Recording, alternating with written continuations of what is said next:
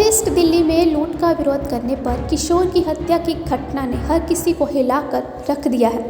पीड़ित परिवार गमजदा है। हर कोई बेटे को याद कर रो रहा है। परिवार का कहना है कि अगले साल फरवरी में बेटे का 18वां जन्मदिन था। उसे चॉकलेट केक देने का प्लान बनाया गया था, लेकिन हमलावर ने खुशियां ही छीन ली। परिजन ने आरोपी को फांसी देने की मांग की है। बता दें कि उत्तर पूर्वी दिल्ली में वेलकम इलाके की जनता मजदूर कॉलोनी में मंगलवार को एक किशोर की हत्या का मामला सामने आया था। इस वारदात का एक सीसीटीवी फुटेज भी सामने आया है, जिसमें देखा गया कि आरोपी हमलावर ने चाकू से किशोर पर ताबड़तोड़ करीब 100 वार किए। किशोर की हत्या के बाद उसका गला रेता, शरीर को चाकू से कई बार गोदता रहा। आसपास के लोगों को भी चाकू दिखाकर डरा धमकाता रहा। घटना की वजह भी उतनी ही चौंकाने वाली थी। आरोपी 350 रुपए लूटने की कोशिश कर रहा था। विरोध करने पर उसने जघन्य घटना को अंजाम दिया।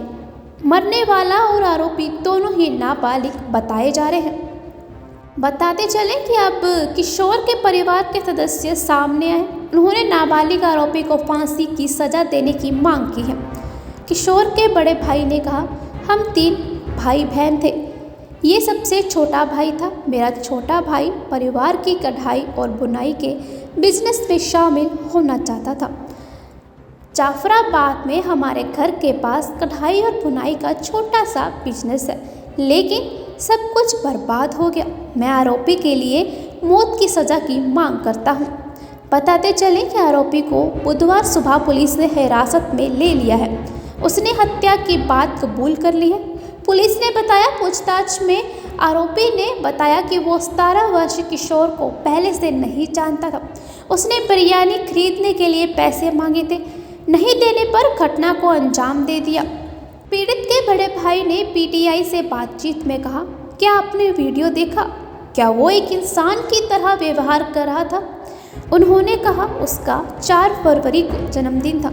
मैंने उससे वादा किया था कि जब वो अगले साल 18 साल का हो जाएगा तो मैं उसके लिए चॉकलेट केक खरीदूंगा। उन्होंने आगे कहा, मेरी माँ अभी भी सदमे में है।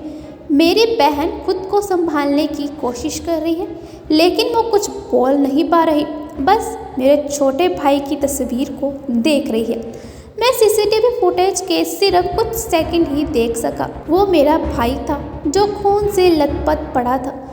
आरोपी ने उसके चेहरे, गर्दन, उसकी पीठ, उसकी आंखों के नीचे 55 से ज़्यादा बार चाकू मारा।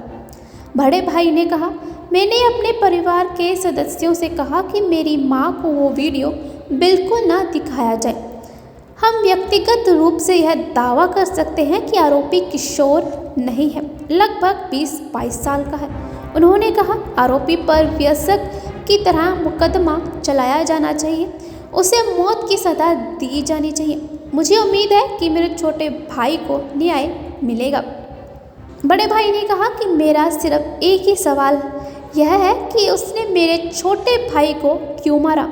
इस बीच पुलिस का कहना है कि आरोपी ने पूछताछ के दौरान घटना का पछतावा नहीं जताया। वहीं दिल्ली पुलिस ने कहा, घटना का वीडियो दिल दहला देने वाला है। दिल्ली पुलिस ने कहा कि दिल्ली के वेलकम इलाके में एक लड़के ने एक नाबालिग लड़के की 60 बार चाकू मारकर हत्या कर दी। उसके बाद डांस करने लगा। इस घटना का खौफनाक वीडियो दिल दहला देने वाला है। यह सोचकर डर लगता है कि आपराधिक मानसिकता वाले लोगों के हौसले इतने बुलंद कैसे हैं। एक हत्या हुई थी गली में और उसमें एक जुवेनाइल को भी पकड़ा गया है, क्या कहेंगे? रात के 11:15 बजे की इंसिडेंट है। इन्फॉर्मेशन आ गई थी, पीसीआर कॉल नहीं थी, इन्फॉर्मेशन आ गई थी थाने में कि एक लड़के को चाकू लगे हैं। तो तुरंत एसएचओ, एडिशनल एसएचओ, हमारे पूरी जो टीम है वेलकम थाने की, इसमें तुरंत जुट गई और जो इंजर्ड था उसको तो हॉस्पिटल ले गए। वहाँ वो ब्रॉड डेड हो गया था, काफ़ी उसको चाकू लगे। और जो एक्यूज़ है उसकी खोज की गई, सीसीटीवी वगैरह भी चेक किए गए और एक्यूज़ को पकड़ लिया।